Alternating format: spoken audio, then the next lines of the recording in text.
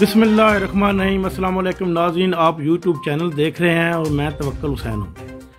नाज़रीन, 2021 का साल कई लोगों की खुशियों और गमों के साथ आज अपने इख्तिताम को पहुँच चुका है। मेरी दुआ है कि 2022 का साल मेरे चाहने वालों और देखने और सुनने वालों के लिए ढेरों खुशियाँ लेकर आए।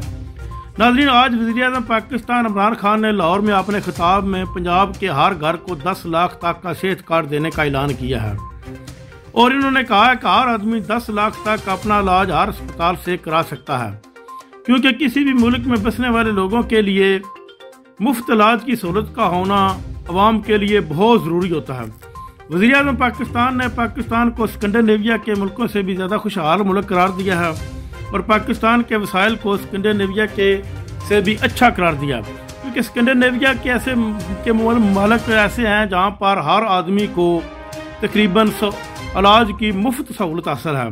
अगर पाकिस्तान जैसे गरीब मुल्क में भी इमरान खान जैसे वज़ीर-ए-आज़म इस किस्म का कदम उठाते हैं और पाकिस्तान के हर ख़ानदान को फ्री इलाज की सहूलत फराहम करते हैं, तो इससे अच्छा कदम एक गरीब मुल्क के लिए हो ही नहीं सकता और गरीब मुल्क की तरक्की के लिए भी इससे अच्छा कदम नहीं हो सकता।